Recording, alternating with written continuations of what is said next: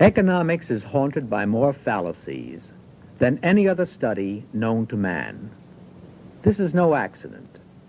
The inherent difficulties of the subject would be great enough in any case, but they are multiplied 1,000-fold by a factor that is insignificant in, say, physics, mathematics, or medicine, the special pleading of selfish interests.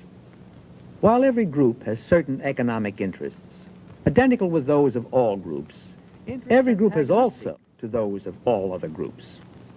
While certain public policies would in the long run benefit everybody, other policies would benefit one group only at the expense of all other groups. The group that would benefit by such policies, having such a direct interest in them, will argue for them plausibly and persistently. It will hire the best viable minds to devote their whole time to presenting its case, and it will finally either convince the general public that its case is sound, or so befuddle it that clear thinking on the subject becomes next to impossible. In addition to these endless pleadings of self-interest, there is a second main factor that spawns new economic fallacies every day. This is the persistent tendency of men to see only the immediate effects of a given policy, or its effects only on a special group, and to neglect to inquire what the long-run effects of that policy will be not only on that special group, but on all groups. It is the fallacy of overlooking secondary consequences. In this lies almost the whole difference between good economics and bad. The bad economist sees only what immediately strikes the eye. The good economist also looks beyond. The bad economist sees only the direct consequences of a proposed course. The good economist looks also at the longer and indirect consequences. The bad economist sees only what the effects of a given policy has been or will be on one particular group. The good economist inquires also what the effect of the policy will be on all groups. The distinction may seem obvious. The precaution of looking for all the consequences of a given policy to everyone may seem elementary. Doesn't everybody know in his personal life that there are all sorts of indulgences delightful at the moment, but disastrous in the end? Doesn't every little boy know that if he eats enough candy, he will get sick?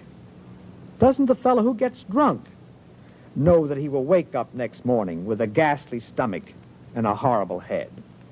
Doesn't the dipsomaniac know that he is ruining his liver and shortening his life?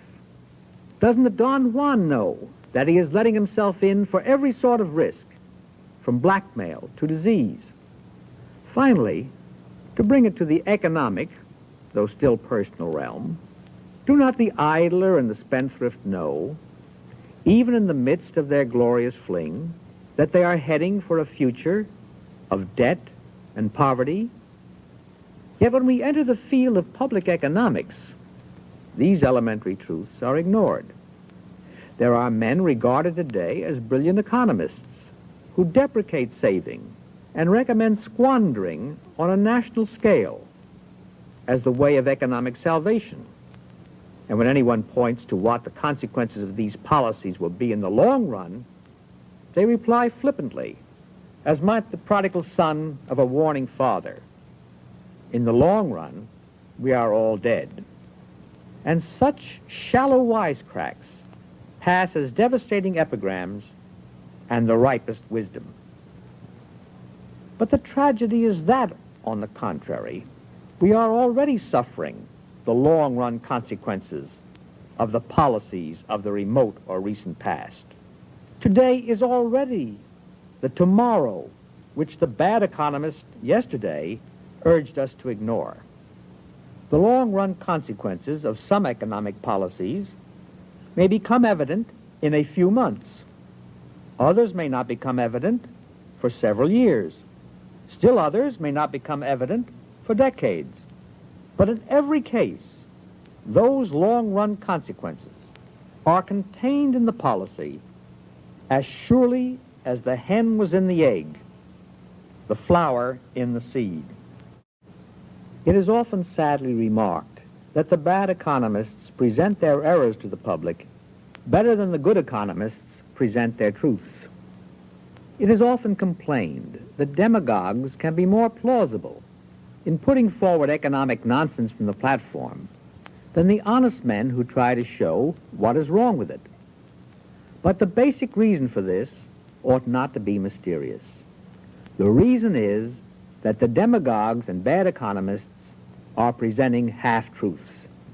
The answer consists in supplementing and correcting the half-truth with the other half. But to consider all the chief effects of a proposed course on everybody often requires a long, complicated, and dull chain of reasoning. Most of the audience finds this chain of reasoning difficult to follow and soon becomes bored and inattentive. The bad economists rationalize this intellectual debility and laziness by assuring the audience that it need not even attempt to follow the reasoning or judge it on its merits because it is only classicism or laissez-faire or capitalist apologetics or whatever other term of abuse may happen to strike them as effective. We have stated the nature of the lesson and of the fallacies that stand in its way in abstract terms. But the lesson will not be driven home, and the fallacies will continue to go unrecognized unless both are illustrated by examples. Let us, emulating Bastiat, choose a broken pane of glass. A young hoodlum, say, heaves a brick through the window of a baker's shop. The shopkeeper runs out furious, but the boy is gone. A crowd gathers and begins to stare with quiet satisfaction at the gaping hole in the window and the shattered glass over the bread and pies. After a while, the crowd feels the need for philosophic reflection, and several of its members are almost certain to remind each other, or the baker, that after all, the misfortune has its bright side. It will make business for some glazier. As they begin to think of this, they elaborate upon it.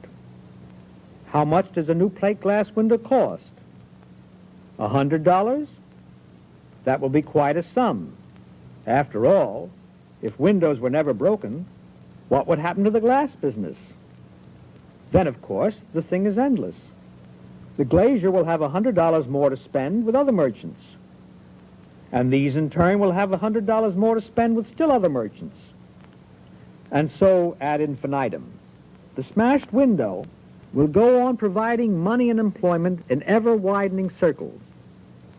The logical conclusion from all this would be, if the crowd drew it, that the little hoodlum who threw the brick, far from being a public menace, was a public benefactor.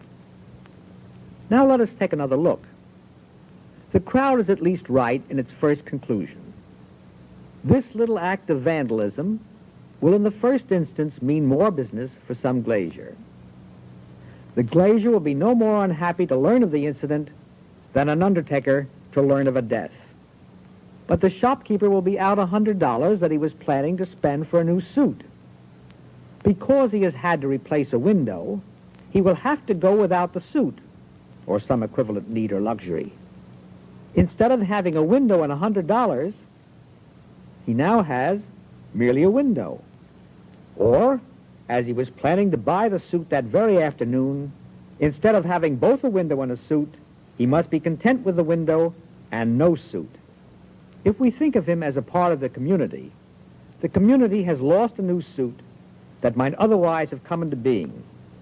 It is just that much poorer. The glazier's gain of business, in short, is merely the tailor's loss of business. No new employment has been added. The people in the crowd were thinking only of two parties to the transaction, the baker and the glazier.